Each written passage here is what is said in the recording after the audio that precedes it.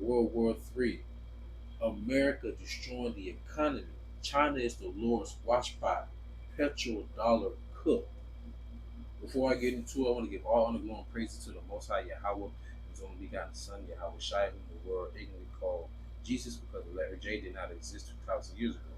Love honors to my elders at Great Millstone, talking this truth in the spirit, single honors to the elect, peace and blessings to the one-third, and to the confusion of faces in the four corners of the earth. Shalom. This ongoing war and the straight up from us in the Middle East, biblical prophecy going back to the book of Joel, the third chapter. Now I want to pretty much speak in on being a watchman. The Lord says, stand on your watch. So this is going to trickle down to us, the consumers, having to pay more and more. And you can start to see the prices increasing. Right now it's not bad, but it's going to get terrible pretty soon. But I'm not going to speak too much. I have like 5 minutes of clipping. I want to play, but I'm going to be interjecting in between to edify and to correlate the scriptures with what's happening right now.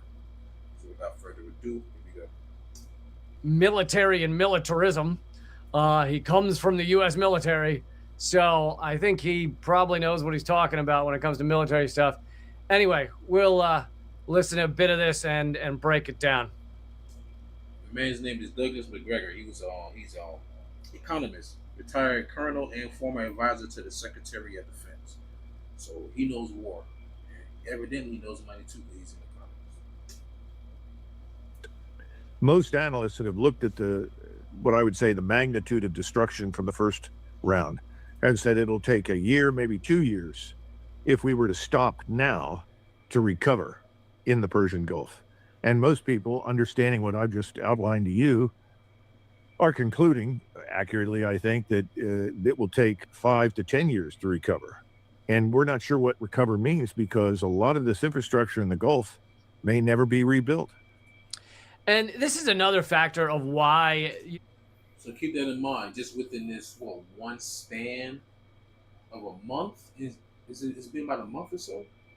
At the end, they even had the ceasefire. They said if they were to stop fighting now, they could start rebuilding within a 1 or 2 year span. Hell, they really think economically, at a complete standpoint, 5 to 10 years. So they're being more destructive than they're being reconstructive. Yeah. You know, people who are true lunatics, and they say, why didn't the U.S. just keep bombing things? Just keep bombing things until they give up. Well, the U.S. needs, in many ways, this infrastructure to continue. As I've pointed out, many have pointed out, it's not just oil. Yes, we are gas and oil independent now, because we just frack the living fuck out of our own towns and villages and households, and now your water's flammable. Congrats! So we did that. And the Lord said he would destroy them that destroy the earth. I think that's in Revelation, the 11th chapter. Which gave us a lot of what they call natural gas. Yeah, arsenic is natural, okay? Naturally occurring. A lot of things are natural. Doesn't make them good. Anyway, but we are... Bleach.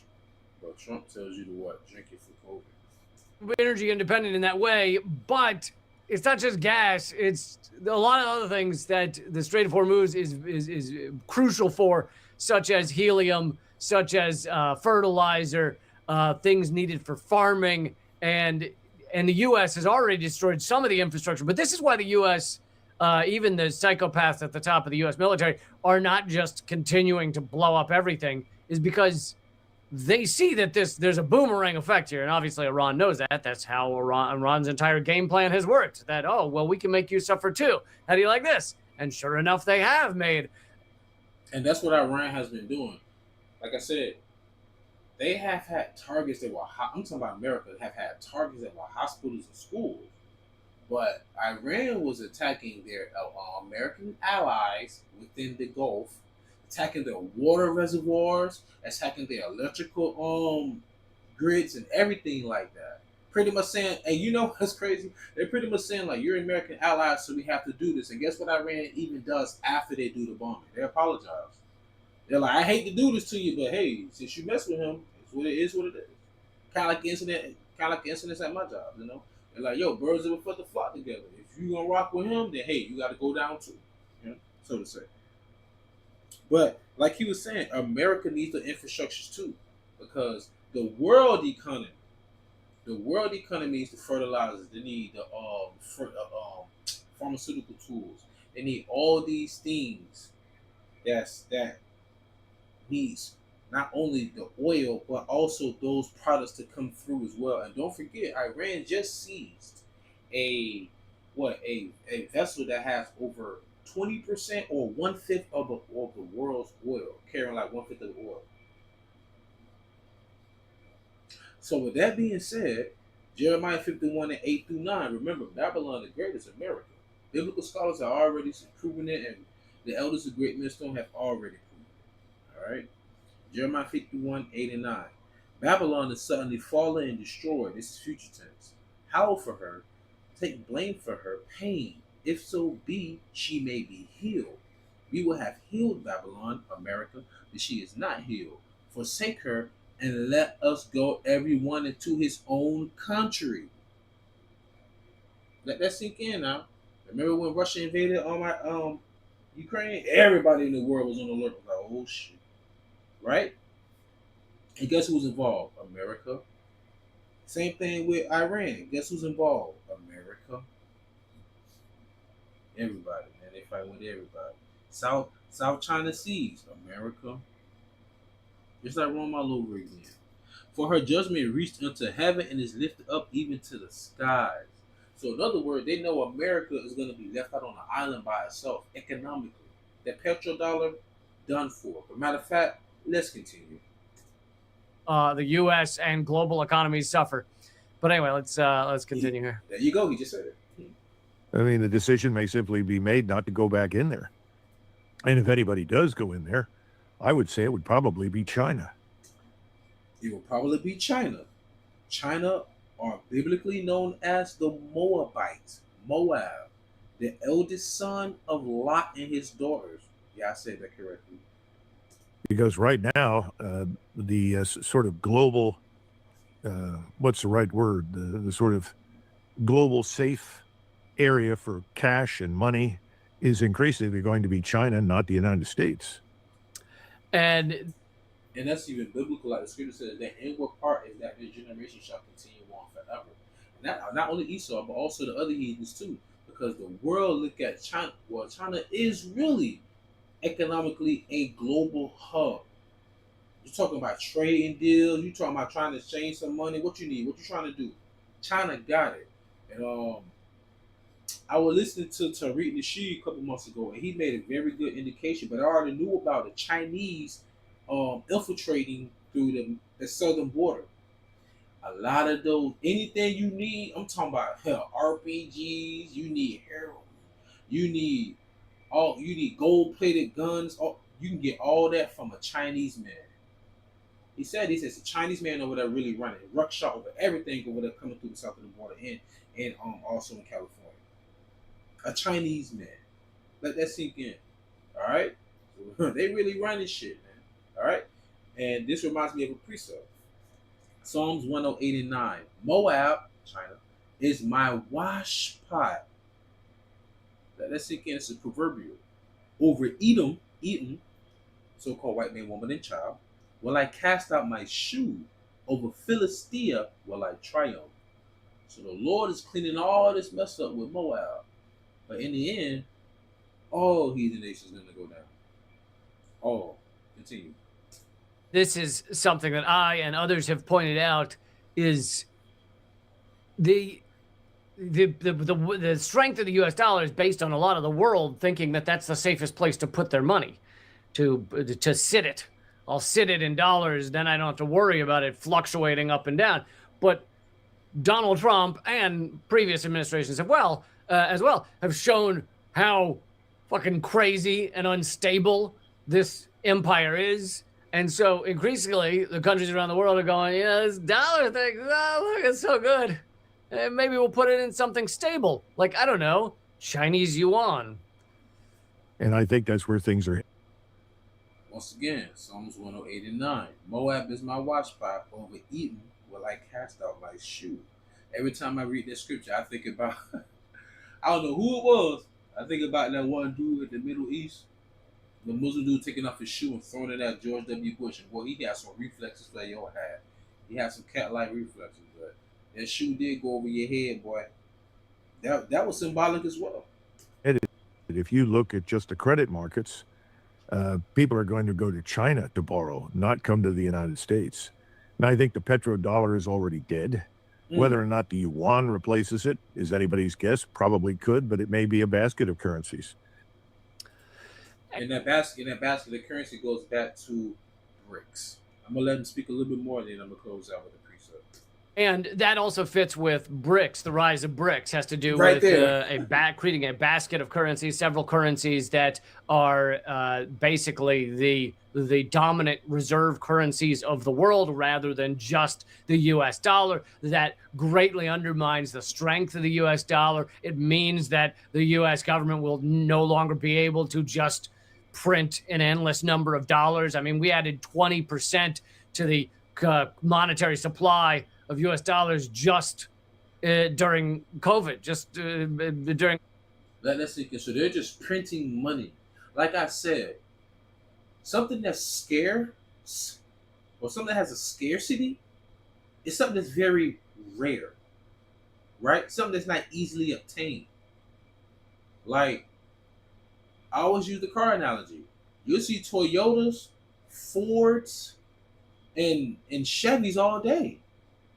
You see them all day. How often will you see a Lamborghini Diablo, a Lotus, all right, an Aston Martin, hell, a Formula One? I mean, come on. Those are very rare. But if you keep producing all this money, it's not a rarity anymore. It's something called inflation.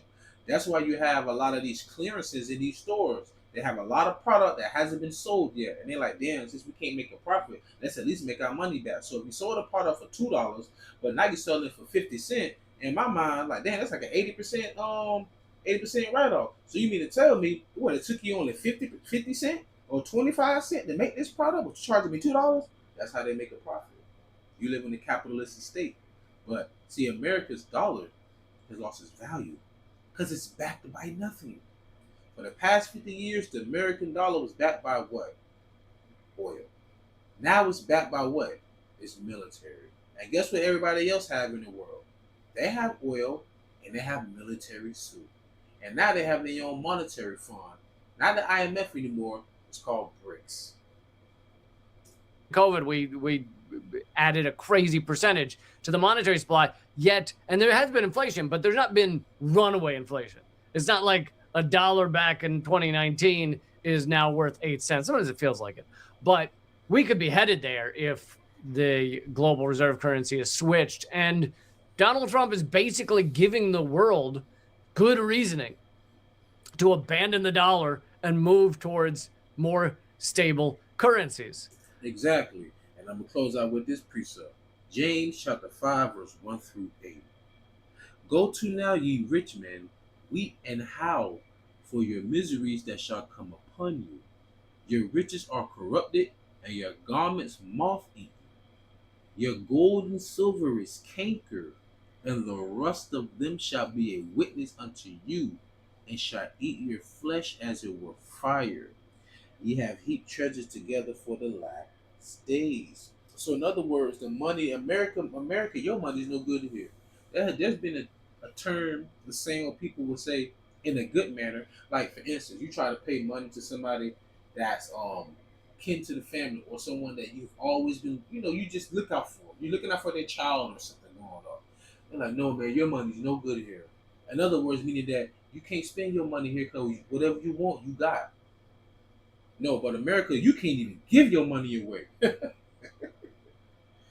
And you want to know why it's moth-eaten and it's cankered and corrupted? Because it was gotten corrupted.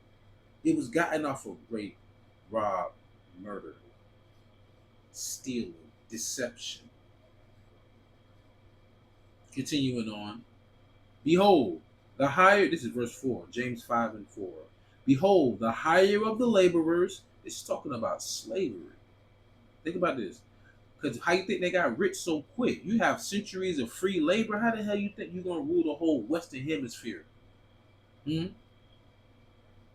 Forced labor, strenuous labor, no regards to the grades of the heads. Let me stop. Let me get a little too much. So I get a little upset thinking about it. Let me get back to it. James 5:4. Behold, the hire of the laborers which have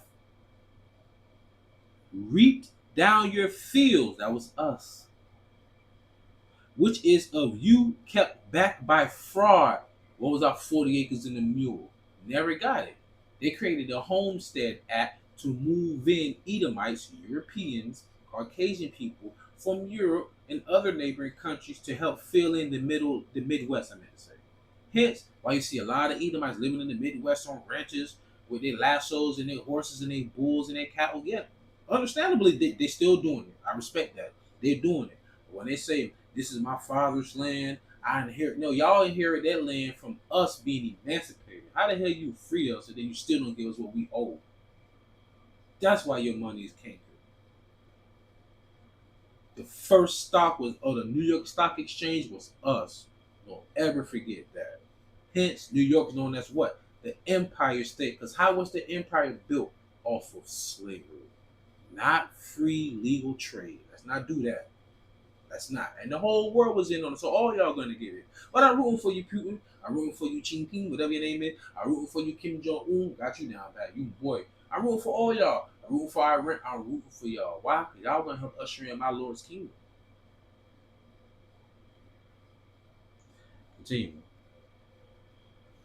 Behold, the hire of the laborers which have reaped down your fields, which is of you kept back by fraud, crieth, and the cries of them which have reaped are entered into the ears of the Lord of Sabaoth. So when y'all say slavery is over, you don't forget about it.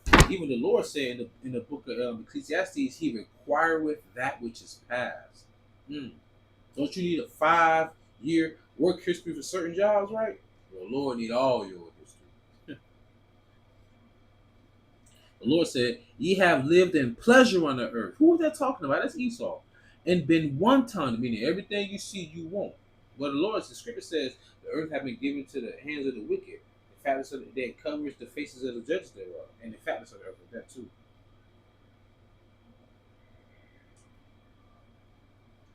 It says, ye have nourished your hearts as in a day of slaughter. Ye have condemned and killed the just, and he doth not resist you. Even to this day, man, Jacob, man, either might have killed their son, their daughter, and they'll still want to hug and forgive them. Stockholm Syndrome. To this very day, we don't resist it, you still kill her. Look at what happened during Obama. Literally, they were literally killing our children on TV, and nobody came and saved us and helped us. Once again, I almost said something. I almost cursed. I almost said something foul. What the heck, you other nations, you heathen nations that was never a part of the transatlantic slave trade as slaves, why the hell y'all need salvation? Like, I don't understand it. Just think about the word salvation. You are in your kingdom, queendom, whatever you want to call it, though. And y'all the one that came up with the alphabet soup, LGBTQ, ICU, and all that other stuff. Anyway, I'm going to close out. Verse 7. Be patient, therefore, brethren. He's talking to us. You're talking to us. Until the coming of the Lord. Behold, the husbandman waiteth for the precious fruit of the earth, and have long patience for it, until he receive the early and latter rain. Be ye also patient, establish your heart, your mind, for the coming of the Lord draweth nigh. And you can see that because of everything that's happening throughout the world. Alright? Keep your eyes single and on the prize. So with that being said, I truly pray y'all was edifying, fed, stay in the spirit, don't fear it, just endure it. Ask for forgiveness, pray without ceasing, stay humble, remain diligent. Inshallah, Shalom.